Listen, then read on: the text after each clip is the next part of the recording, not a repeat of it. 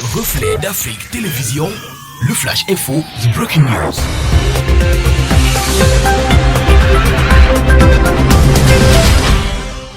Good evening, dear televiewers, and welcome on the Flash Info on Reflet d'Afrique Television. Cameroon, 10 killed in suicide attack in Far North. At least 10 civilians are reported dead and 14 others injured, amongst whom 10 seriously, following a suicide bomb attack Sunday night in the village in the Mayo Savannah Division, Far North region of Cameroon. A release from the Minister of Defense confirms.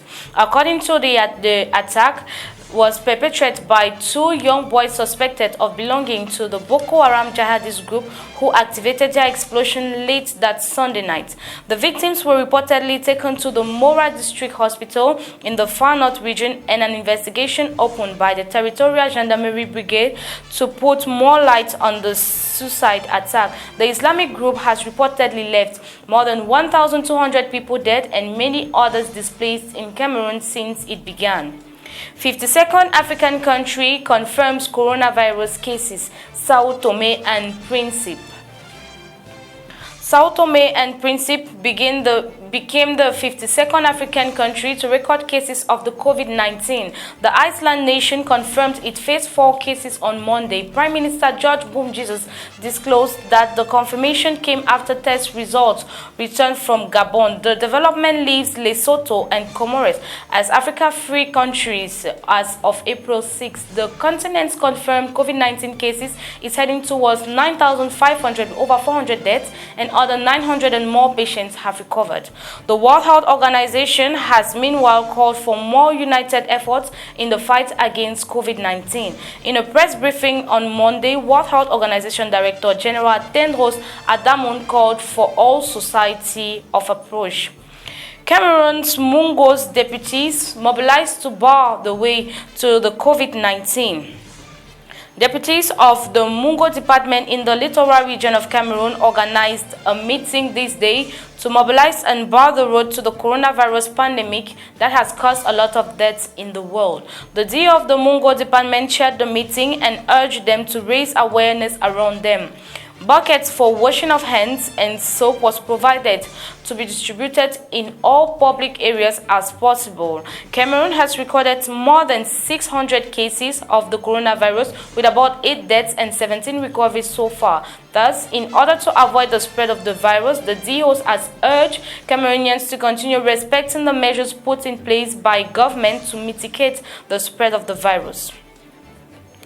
Ivory Coast protesters destroy coronavirus facility in Abidjan.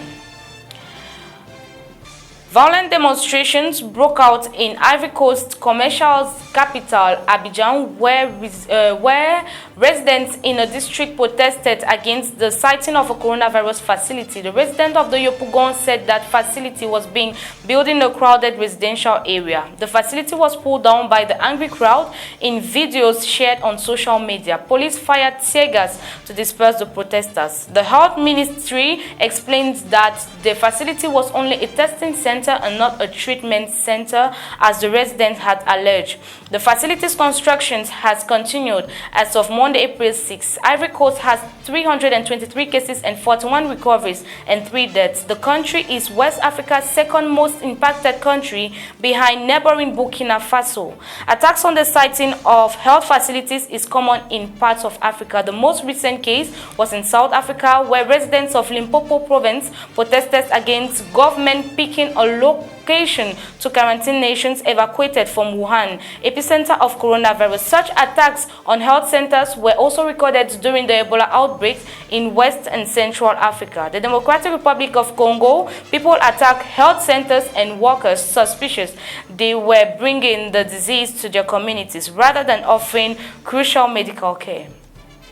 In a press briefing released this day, the Minister of Transport, Ernest Massenangale-Bibehe, hereby informs the public that henceforth, public transport passengers are expected to put on face masks before boarding any mode of public transport.